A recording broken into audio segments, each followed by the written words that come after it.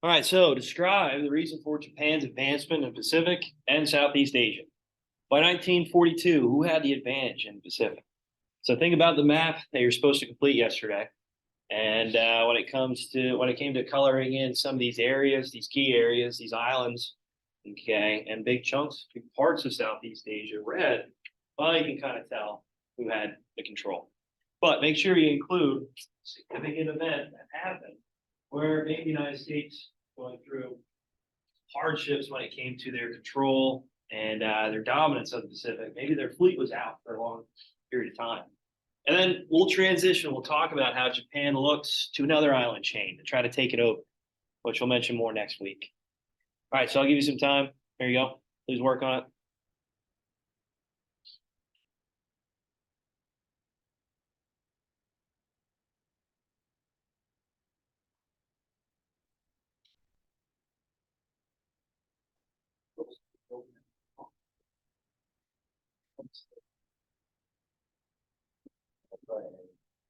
No, never mind.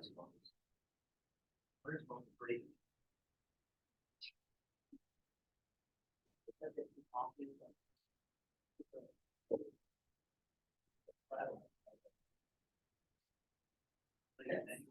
So you didn't have, What did I say about talking? I didn't get to play my video. Foul ringer.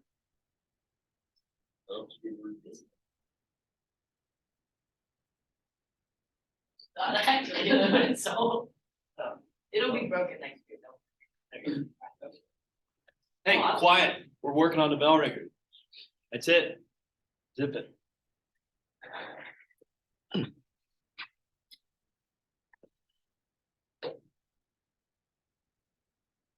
No throwing items in class, Connor.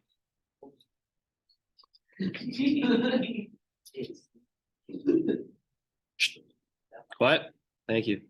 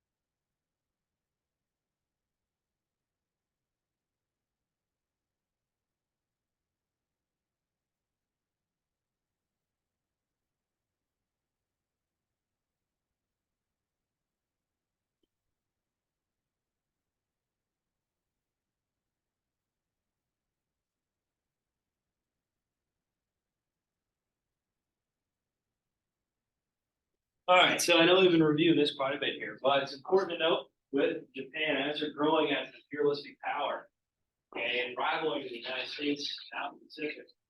And it's important to know exactly why. And what's the reasons for Japan's expansion? Why? What is Japan? Again, real quick, Connor, it's an island, right? So it's limited to what resources and materials it has. Okay, in Asia, this is really the only industrial country there, and it is. And for them, they see this as an environment to grow, to expand. Which, with the map, we talked a little bit about some of these locations already. Okay, so when we talked about the Korean Peninsula, their first movement, moving into the Korean Peninsula, trying to extract resources, materials, and expand their sphere of I mentioned about Manchuria right up in here, the northeastern part of China, in Mongolia, and even down here in the eastern coast of China. Even moved down here to modern day Vietnam, which on the map it was labeled as French Indochina. Right, and eventually we'll talk about it. By 1941, shortly after Pearl Harbor, they do take the island chain right off the coast of who knows modern day Vietnam. What is that? What is that? What is that island chain? The United States controlled it ever since the Spanish-American War. Awesome. The Philippines, yep, good job. All right, we'll talk here with Australia, and this is kind of the last huge island, but the last island that's still occupied by Allied control. And with that, if that goes, if that falls to Japan, well, chances are we have no way of trying to kind of push back this sphere of influence, try to island hop our way over, try to push the Japanese out of these occupied areas. So that's one target that Japan will look to next, which we'll mention here soon with the Battle of the Coral Sea. Also, the Midway Islands, which is way out in the middle of the Pacific, that's the name. Right, this is you can kind of see it over here. Just kind of see it over here. Midway Islands. It's right. It's kind of like red over here, but you can see it real close to Hawaii. And we'll talk about the Battle of Midway here shortly as well, and how that will be the turning point for the war in the Pacific. And this will allow the United States now to gain momentum, gain ground, and try to push back Japan to its borders.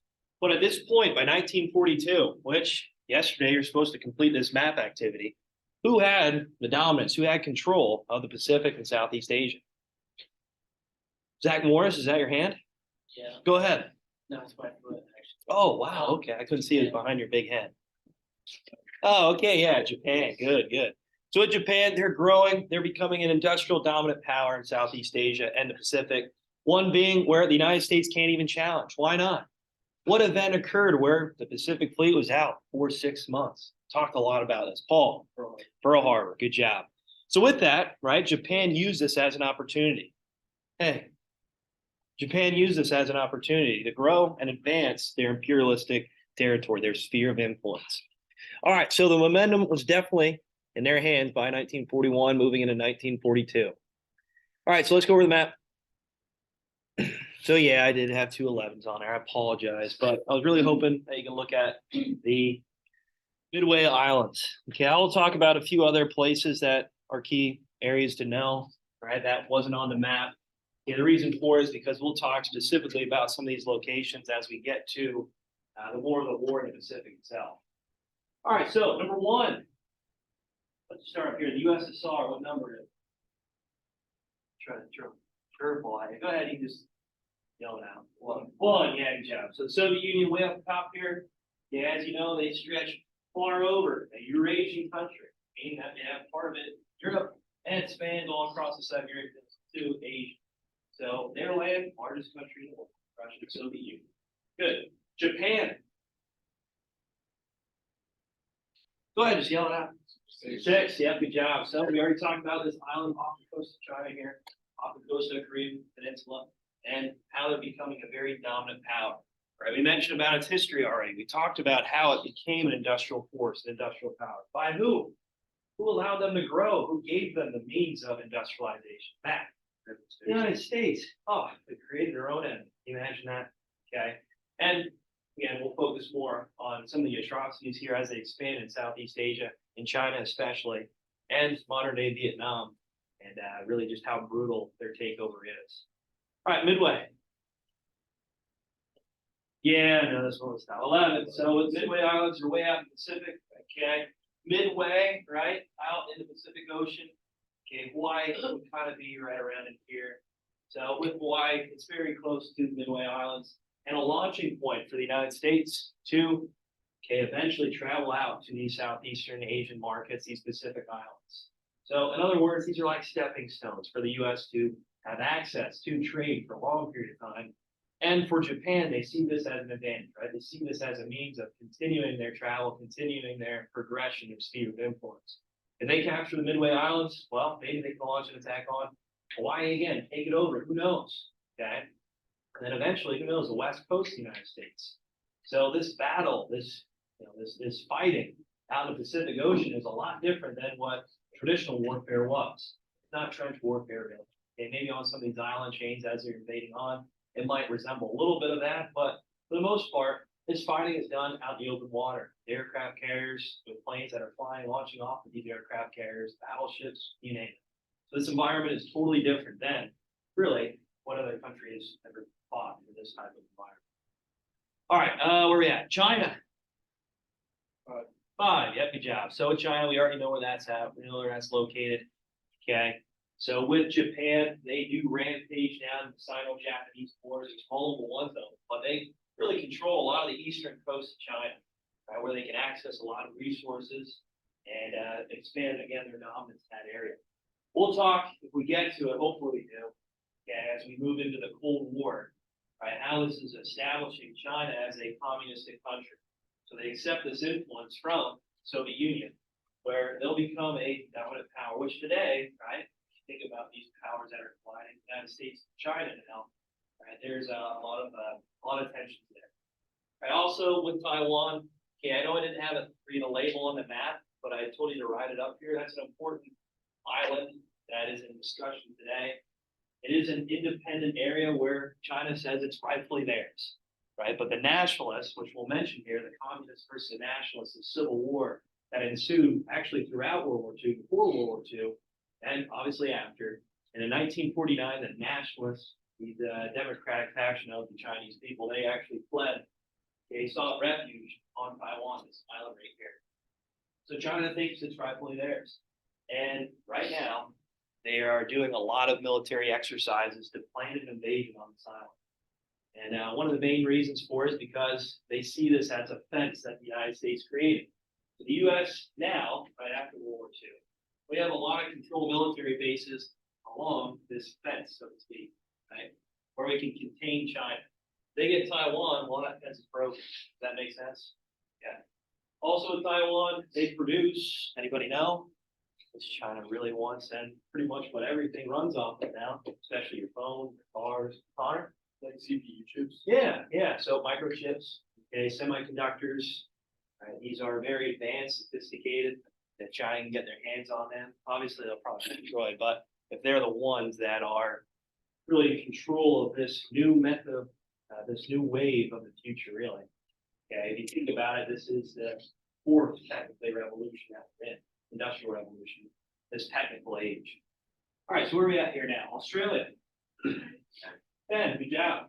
So like I said, with Allied control, Allied occupied Australia, if Japan captures that, there's no launching point for the Allied forces. Right? If they capture it, they take it over, it's pretty much done so for the United States and the Allied forces to maybe seek a launching point and to push back Japan in the Pacific. So if that goes, well, we're in big trouble. So there's going to be a huge battle that we'll talk about. It's actually the first battle in the open water using aircraft carrier versus aircraft carrier. Dogfights with planes above these aircraft carriers in the water. The first one ever. Okay, at the Battle of Coral Sea, which we'll mention here soon enough. All right, Korea. 4, yeah, good job. So the Korean Peninsula, Japan advances into this area here, as you can see. Up top. And even today, like I said, with the Cold War, there's a North and South Korea. North Korea, communist control, Kim Jong-un dictatorship. And you hear that news today a lot too when they're launching these missiles, these ICBMs, into the Sea of Japan, which we know to be, right, which is alarming Japan and South Korea, as they have a bitter rivalry, obviously. And again, for the United States, it's a way to try to contain this communistic threat from expanding. So as we have a strong alliance with South Korea and Japan today. So yeah, a lot of tensions there too. Mongolia. 2, yep, good job. So Japan expands in Mongolia too as well. All right, Manchuria. 3, yep, good job. The northeastern part of China. Okay, Japan is into that area. Thailand. 7, good job. So when you talk about the Vietnam War, you'll mention a little bit more about this area, Cambodia as well, as it's real close. And when you talk about that in the future in your American history classes, we get to mention in this class towards the end of the year, great. If not, well, it is what it is. We're at French Indochina. 8, good job. Known as what today? Vietnam. Yeah, good job. So with the Cold War again, you'll have a North Vietnam communistic support, and then you have a South Vietnam, which the United States helped. And with that, this is a big struggle, a big war that actually divides the country. when it comes to the reasons why we're there. Why are we there? And for the most part, there's a lot of controversy in the U.S. Many Americans didn't even know where Vietnam was even located, where it was even at on the map. Why are we fighting this war? Well, to contain communism. All right, so we'll mention more about that in the future. The Philippines. What's that? 9, yep, good job. So the Philippines, we talked about how it's U.S. controlled, okay? And eventually, by 1941, shortly after Pearl Harbor, the attack on Pearl Harbor, Japan will take these islands, okay? And it's our goal, our opportunity eventually to island hop our way over and take these islands back, which we'll talk about Douglas MacArthur here soon enough. I call him the Terminator. You know why? Where? What? Go ahead, Chris, say it. Yeah, go ahead. I'll be back. Yeah. So I was explaining the Philippines, gotta say this, and he does come back, right? He also wears cool sunglasses as a little port pipe. Looks like this. Oh. Okay. All right. Here we go. Bodies of water. See Japan. B. Yeah, good job. So like I mentioned with North Korea today for events, right? They are launching a lot of ICBM missiles into the Sea of Japan, alarming Japan, where they actually had a lot of evacuations just this past week. So for events, for events for next week. And how they're evacuating the northern part of Japan. It's not new. It happened a lot actually in the past 10 years, really, with these ICBMs being launched in the Sea of Japan. South Korea obviously being affected by this too, as Kim Jong-un is acting very aggressively with the use of these ICBMs, nuclear capabilities. All right, Yellow Sea. Sea, yep, good job. So with the Yellow Sea, you look at the Taiwanese Strait between Taiwan and China. Again, a lot of hostility going on there today, a lot of aggression by China as they're looking to expand. And they're even creating their own makeshift islands, their makeshift military bases out in the Sea of Japan. Well, more in the Yellow Sea and the Taiwanese Strait. And they say it's rightfully theirs, their control, their dominance of this water, which, again, we'll see where that goes. Hopefully it doesn't lead to a large scale war. Hopefully it doesn't lead to an invasion of Taiwan. That'd be terrible. All right, where are we at now? Pacific Ocean. A, good job. Coral Sea. D, yep. So with Coral Sea, we'll mention how Japan expands down to try to take Australia, but we stop them with our aircraft carriers and this first fight of the skies out of the open water with aircraft carrier. And finally, the Philippine Sea. E, yep, good job.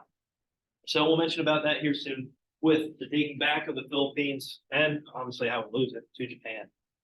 All right, so it should work, but here is this map game. You guys got that? It does work? Yeah. I think Aaron said it works. Good, good. I didn't even have to get it unblocked. This is nice.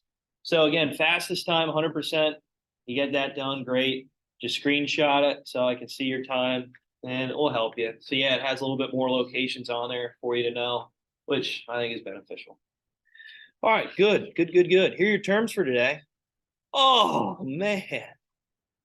Gee, dang it.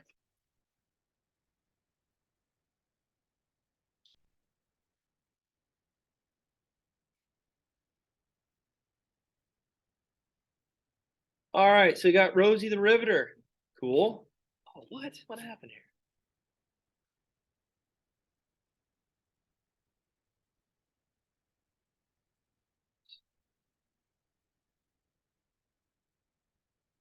There you go.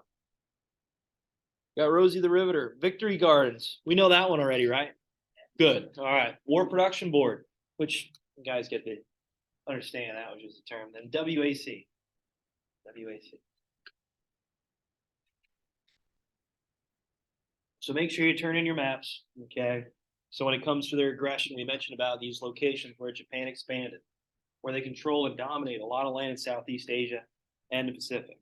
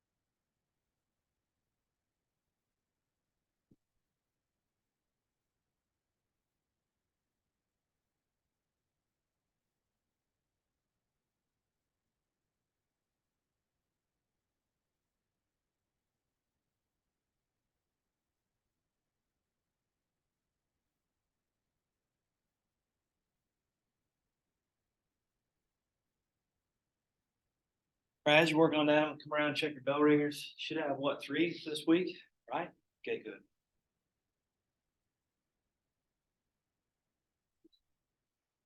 Mr. Pye was excited about that.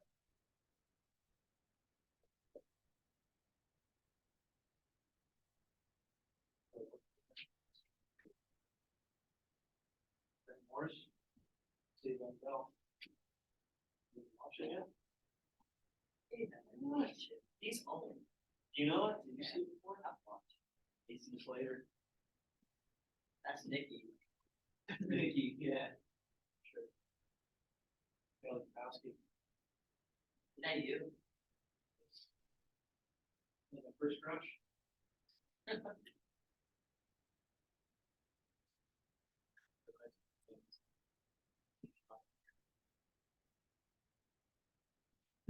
I'm staying this week.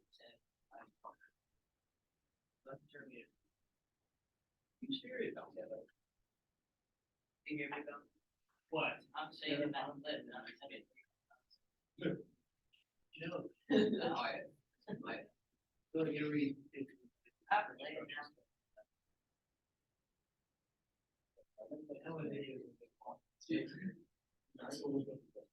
No,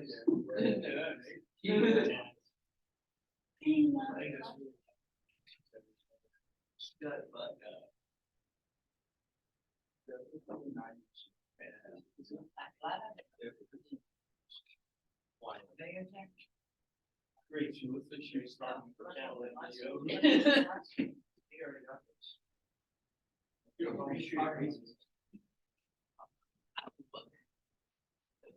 Oh, okay, cool.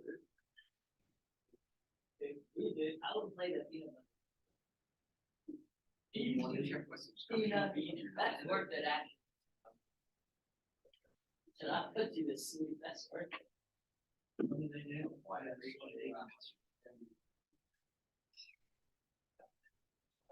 Let's see. Olivia? Maybe?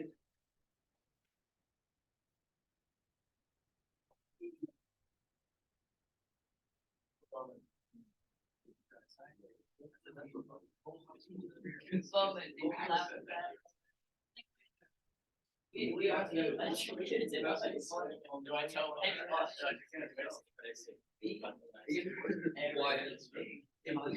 All right, quiet down, quiet down. So, listen up, World War I, we talked about propaganda, right? We mentioned about how the United States was ramping up for World War I, getting ready, getting involved. So, the way they did that was with the use of propaganda. So we talked about how they tried to get the masses involved when it came to Selective Service Act. What was that guy's name? Point and says, I want you to join the U.S.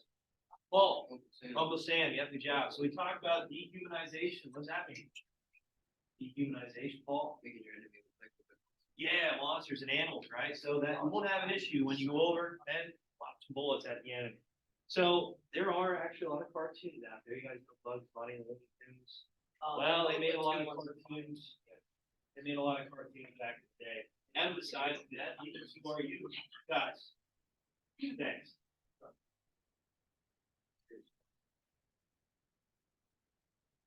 They actually emphasize a way to dehumanize the enemy, even to our youth. So I'm not going to show any of these because obviously it's not politically correct at all. But back in the day, this was a way to try to utilize a way the measures of comic books and different types of cartoons to try to emphasize who the enemy is, with Japan, with Germany, even, and Italy. So Looney Tunes, okay, even Disney depicted a lot of these characters to emphasize this dehumanization of the enemy. So you guys get a chance, maybe look into it, go on to it here. See, you already typed in Zach Morris. Okay. So with Rose the River, though, this is a famous propaganda piece, right? A famous piece to try to emphasize women's role in society when it comes to preparing for warfare. I'm sure you guys all seen it. Yeah, we can do it too. Just walk in, red bandana on, and with a riveter, it's really how obviously you put the metal together, you rivet the metal together, and with the creation of airplanes, tanks, different types of military supplies. With Ford Company, right? So obviously the Great Depression, a lot of these companies, these industries were shut down. Well, now as the War Production Board comes in, their goal is to try to emphasize and build up a huge, strong military, right? And with Ford especially, they kind of led the way when it came to creating these different types of aircrafts, tanks even, and different types of bombs. So they gained a huge role because this assembly line, which we talked a little bit about through this industrial age, to emphasize this war production. And so much so that when Henry Ford, he did it at a great fast rate, which our enemies just can't keep up with. Right, so when it comes to World War One and World War II, the way we won these conflicts is just because of our sheer production alone. It's like, yeah, we did have a lot of sophistication in training and strategy. Our generals were very accoladed, but it took some time for us to get adjusted to not only one front, let's say North Africa and Europe, but also over into the Pacific. We were fighting mostly in the water. But how we win this conflict, again, is just our production with our industrial might. Okay, this is the sleeping giant, what Japan refers to as we're expanding so much and as we're becoming and growing as an industrial and military power. The WAC, last one, what do we have? WAC. Paul, go ahead. Yeah, good job. So when it comes to, I won't say really on the front lines, but when it comes to telecommunications, when it comes to the ability to communicate different types of materials and strategies and plans, and even coding different types of plans across long distances, this is where women found their role in the war effort. Okay, obviously Rosie the Riveter, okay, this depiction of women working, okay, in the industries and the factories preparing for the war effort, that's also a good emphasis and a good role for women in society here as we're moving into World War II. All right, so through World War II, 16 million Americans served, okay? And when it came to our diversity, this was a way for us to actually seek an advantage on the battlefield. So later, when we talk about our movements across the Pacific Ocean, from island to island, well, we utilize this Native American language to help code our strategies, our plans. So I'm sure maybe you guys heard of the Navajo code talkers. Yes? All right, so with that, only a limited select few people actually know the language. So they actually had these Navajo code talkers, Native Americans, work with communications to relay messages back and forth. And even if Japan got their hands on it, if they even heard the communication, they had no idea how to decipher. No one really knows the language, only a select few of these Native Americans. So when it comes to our diversity, it's important to note how this is going to help elevate us to win this conflict.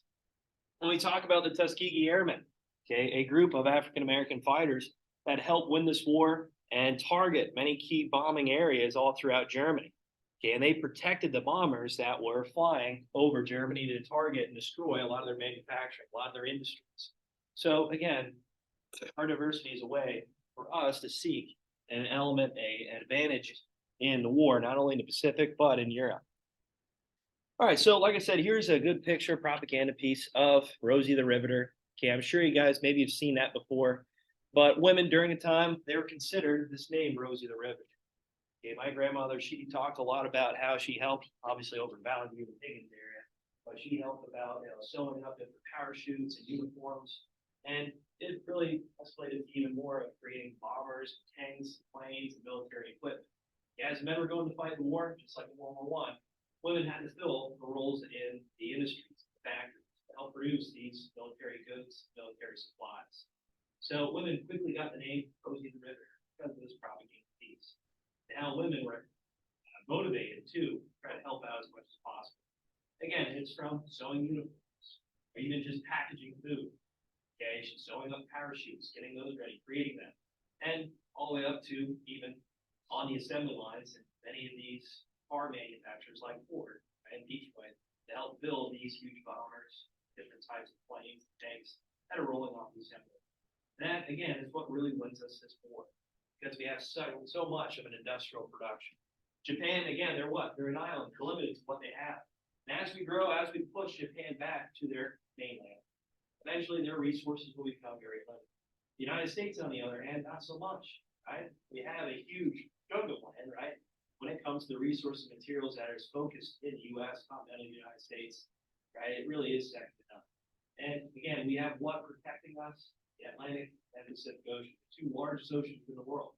And for that, again, this is a way to protect ourselves, produce as much material before, let's say, the enemy can even target these key industrial areas. This whole time with the Allied powers, we'll talk about how we target these areas in Germany and destroy their manufacturing.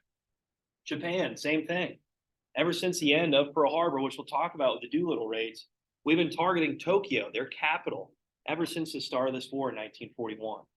So we'll mention about how this destruction just lays waste to the enemy's production as we continue to pump out as much military supplies as possible. All right, so with the WAC, just talk a little bit about how, with women's effort in the war, okay, help producing goods, materials, and even helping with communications. Right? Obviously, they are helping aiding some of these soldiers that get wounded, that are injured, and help them back onto the battlefield. All right, is there any questions here? So the American home front, very similar like World War I, but in this case here with US and World War II, things have to elevate a little bit more. We're fighting in two fronts. We're not just fighting over in Europe, in trench warfare, launch and fight out in the open water, and to fight over North Africa and Europe, Pacific. It's going to be a lot more of a challenge. All right, is there any questions? All right, one last thing. I forgot to put it as a term, but I think we all know it. Rationing, what does that mean? If you're rationing items, what does that mean? Awesome. Yeah, good job. So they would actually have specific items that people could buy during a month, right? Or let's say a week even. But they were trying to limit as much supply as possible. Scrap metal, same thing. People were advised to bring rubber, scrap metal to local areas to collect them for the war effort. So they can use it for materials to build different types of weaponry and supplies. And again, people were advised through newspapers usually of what type of items they could buy or couldn't buy at the grocery store. Try to save up for the war effort to help our troops and our soldiers over fighting in Europe. So I think that's interesting. We'll start on Monday with the video kind of reviewing that, which one clip, and it's kind of funny, where they were actually rationing these items and bringing in these materials. These guys are in like dump trucks, like, oh, throw them up in. And these kids are like throwing the items at them, and you just see them like, oh, stop, please. So it's kind of funny. So when we get to that Monday, we'll talk about rationing. We'll talk about Rosie the Riveter. I was going to have an assignment here for you. Actually, I think I'm going to post it because some people just don't keep their mouth shut. I'm trying to go over material. What? This is about like that last turn. Whack. Whack. Yeah. And some people act like they're sleeping. So, yeah. American home front. There you go. American home front. What is that? Class? So there's a few readings about the American home front. Rosie Riveter's mentioned. Okay, rationing. And I'd like you to create a separate Google Doc with the questions. Okay.